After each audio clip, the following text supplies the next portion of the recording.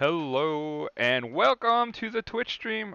We've been waiting all week for this. I don't see any messages in the stream chat yet, but hello, it's 10 o'clock like we promised, and we are here. The release is out on the website. So for the major bulk of the details, if you need them, go to www.keyforgepremierleague.com. You will see the Keyforge Premier League news. That's where all the goodies will be posted for now. Then there is all the data up at the top, like for the actual league, and then we're going to push down. As you go down, there's stuff for newer players. If you're newer and you wanted to know why you should play Keyforge and how, we did like a little bit of an expert to like a excerpt to that. But let me introduce my co-host for the day, Mr. Dan. I won't say your last name since I don't know if that's important. No, it's pretty generic. Johnson. Yeah, Good but luck finding me. My name is Dan Johnson. There's 4 million of me in the world. yeah, true.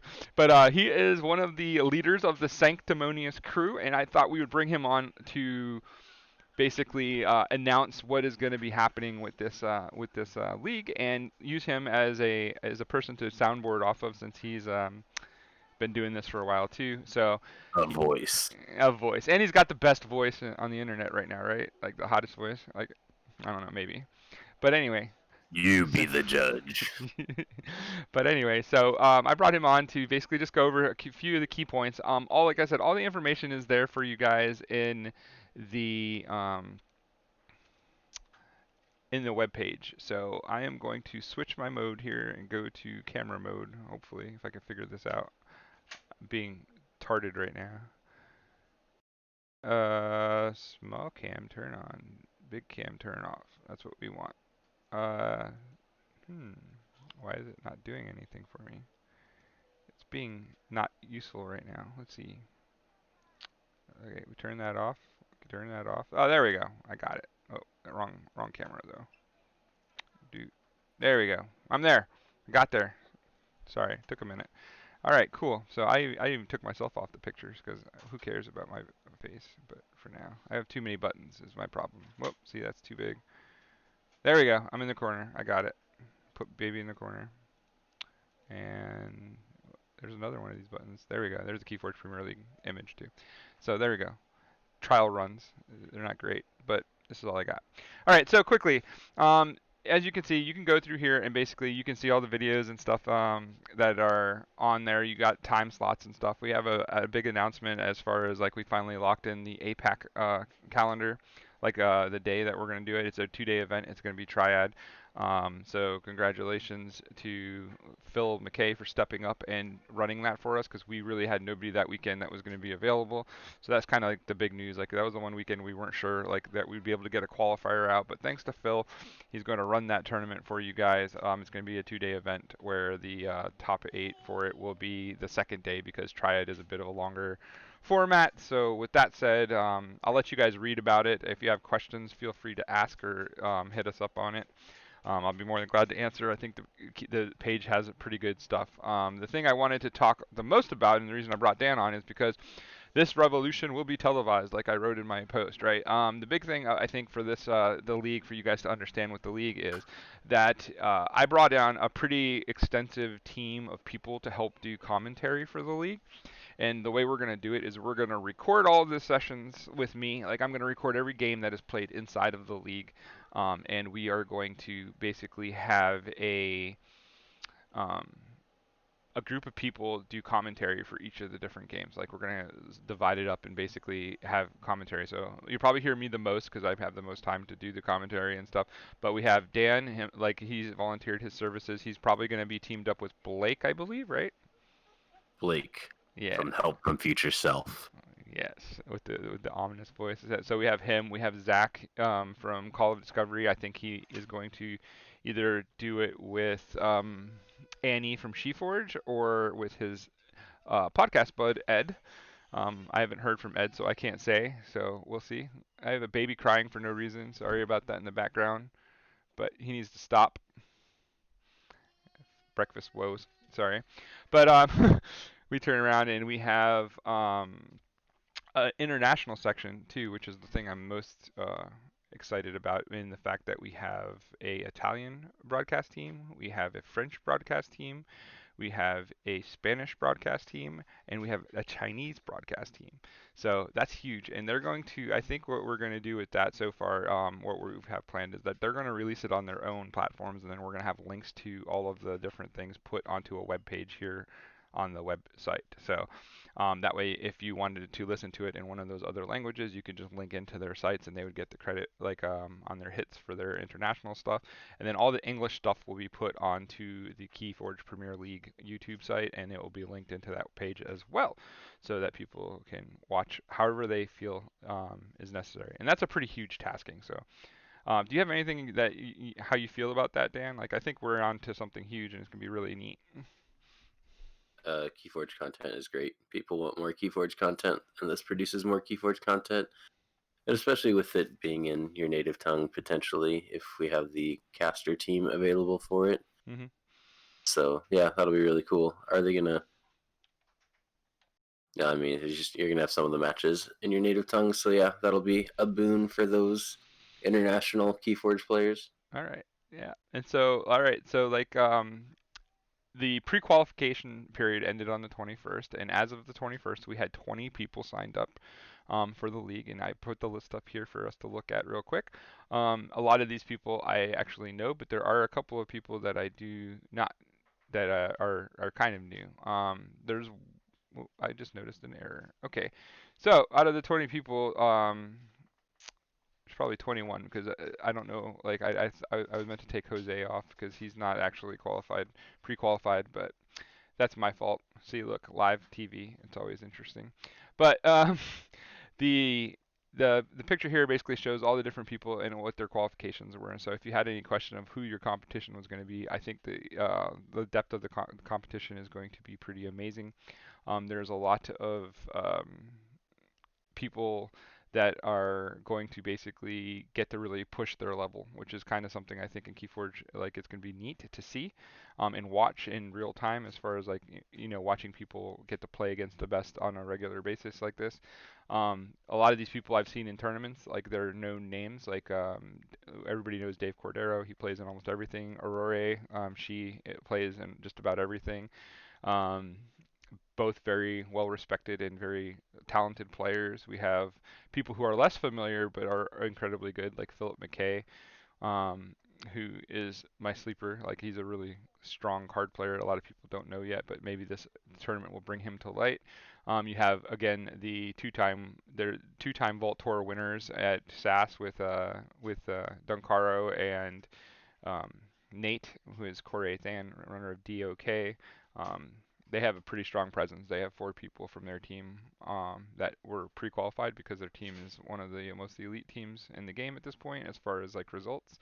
Um, but then again, like Team Reapout is right behind them with about I think there was three Reapout guys if I'm not mistaken.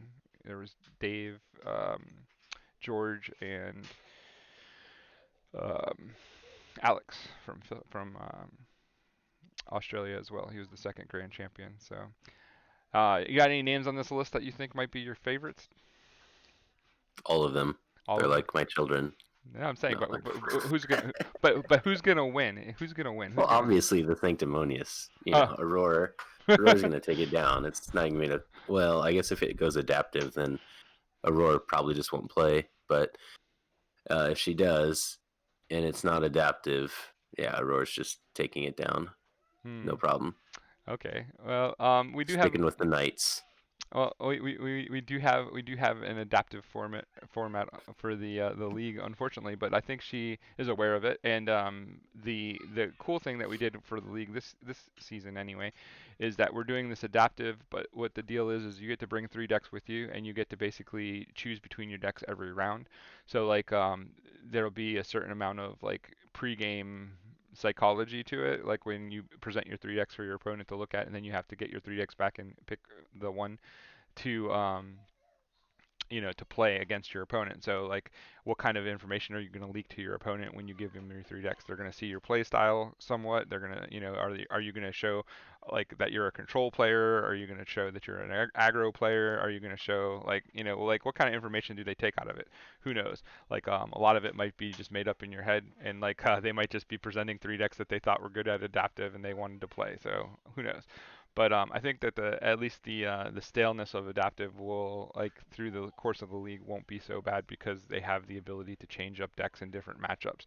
But the cool thing about that really is that when you get to the finals and when you get to the top eight, um, if you lost to somebody prior and you gave them a deck, you don't have to give them that same deck. So they basically have a opt out of familiarity, right? Like, so I think that it was kind of part of the thought process that we had when we were trying to figure out how we wanted to do this adaptive.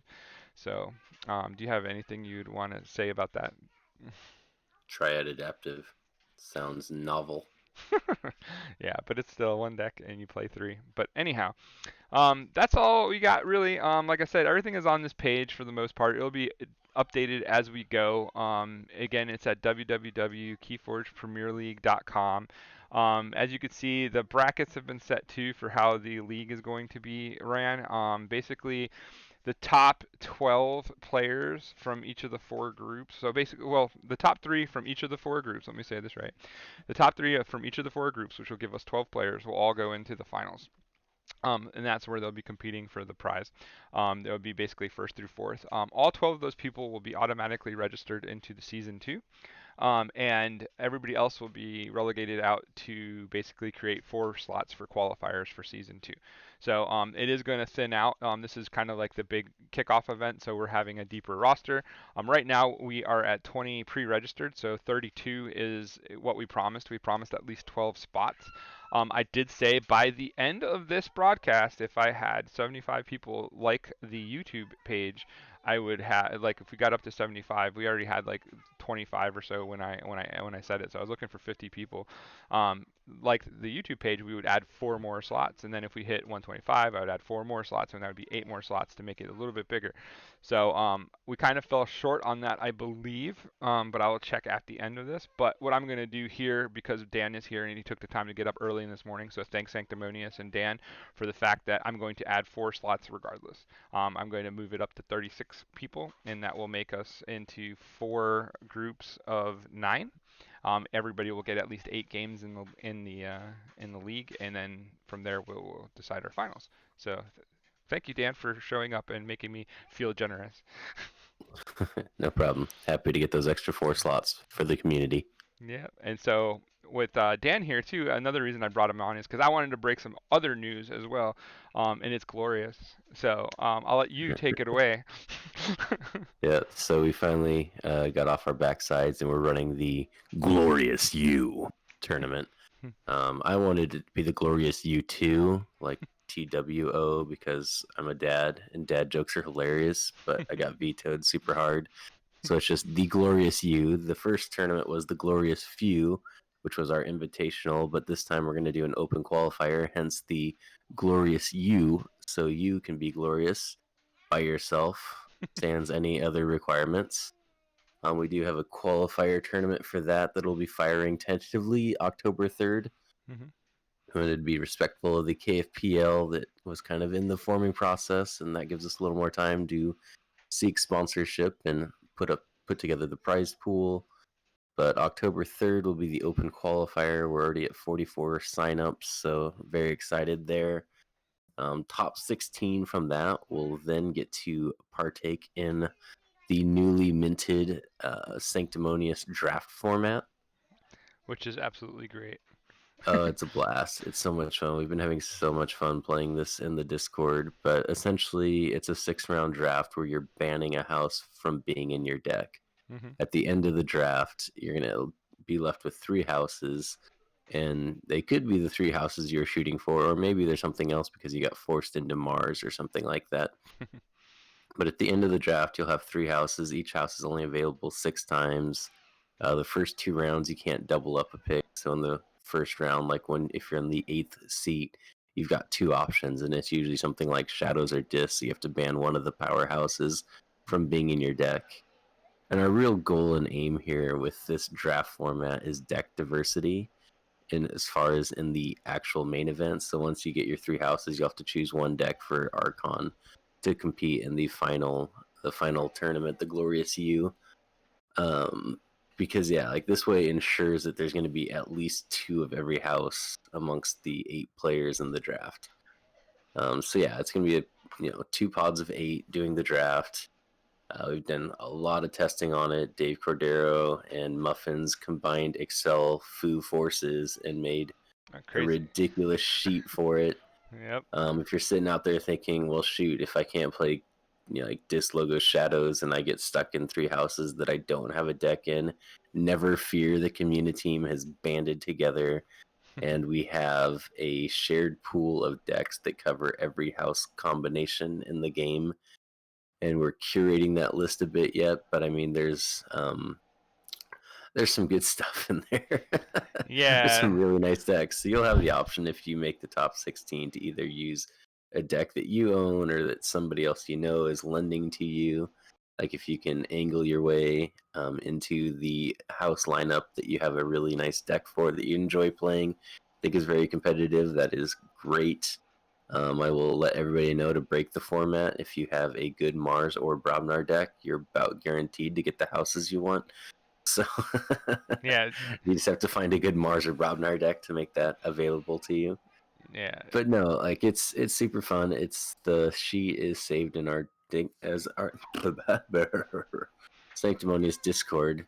So if you want to try one out, if you want to do a test draft, like it's definitely something that you should test before trying because yeah, your first couple drafts are going to be you're kind of going to figure out like how it happens, kind of the temperature of the room, what houses tend to go first, Mars, Sanctum, Brobnar. No, I guess more in this order: Brobnar, Mars, Sanctum, and then Sarian, because some people just don't want to get locked into the final 2 sets, which is interesting. Yeah, so there's been a lot of like information. Like I've been helping with these drafts as well. Like there is no like kind of weird resentments or anything between Sanctimonious and us. Just for the record, I've had some emails from people who have asked about if we were competing. We don't compete. Like the idea here like has always been to be a community and to basically like feed each other and basically try to make things better. So I just wanted to come out publicly and say that. And that's another reason I brought Dan on here was because like we wanted to show unity in the ideas that we support each other's things. Who knows in the future? More content. Yes, more content. Like we need to make FFG realize that they have something great and that they should do more with it. Like that's like the whole I think basis of anybody that cares about the game online as far as it goes. TCO, like thank you to those Oh, guys. I'm just super selfish. I just want more high level play, more videos of high level play. Yes, that's true. Like we want to really push our pro tag, right? Like we want to actually see pro play, like and what that means. So that's a huge thing. And that's why we're doing everything that we do. Like, and hopefully we'll keep going. And hopefully this draft format like ends up being as amazing as it seems. And maybe in the future we have to do some kind of thing with Sanctimonious, give them lots of credit, and use it for the KFPL.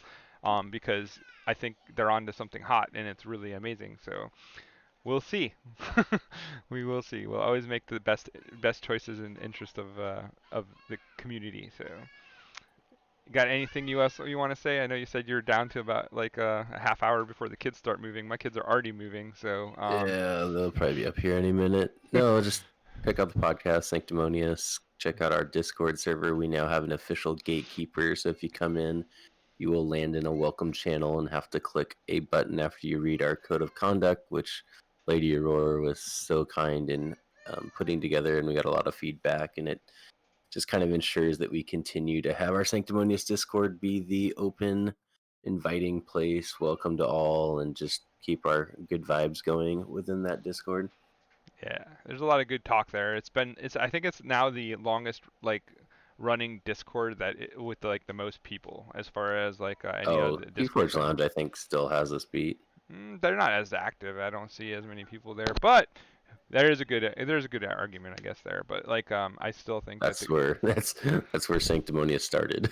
right, right, Keyforge Lounge Sanctimonious is a non entity. yeah, that's It true. tied me and Jake together. It was where we met Yeah, that's like long, long ago. Yeah, that's. I think that's where everybody started in Keyforge Lounge. I think like things started to develop into things as they went. So the history of Keyforge is something that should be written at some point. But with that all said, I guess that's all we got for you right now. If there's any questions, please like shoot them up in the stream chat before we go. But there's, like I said, on the webpage www.keyforgepremierleague.com. The article is now live. It's active. It's there. I'm going to make a couple corrections on it here in a second that I didn't notice until I actually blew up the graph for it. But like I said, there was 20 people registered, so that means that as of right now, 32 was the limit, but I pushed it to 36. And maybe if we hit 100 follows before the first tournament, I might add 4 more. So that's the goal.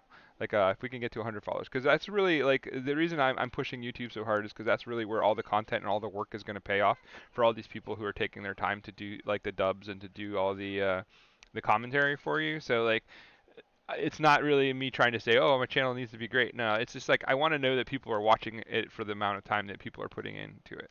So that's the biggest reason. So we need word of mouth. We need the community to spread it to make sure people are getting there. I'm sure once the videos start dropping, we'll see more. I guess the one thing I should mention is that it's going to be almost like a TV channel. Like I know I didn't say this, but like the key to this whole process is the idea that like you're going to have daily content to watch, and then you can binge watch it on the weekends, or you can watch it as it comes out day to day.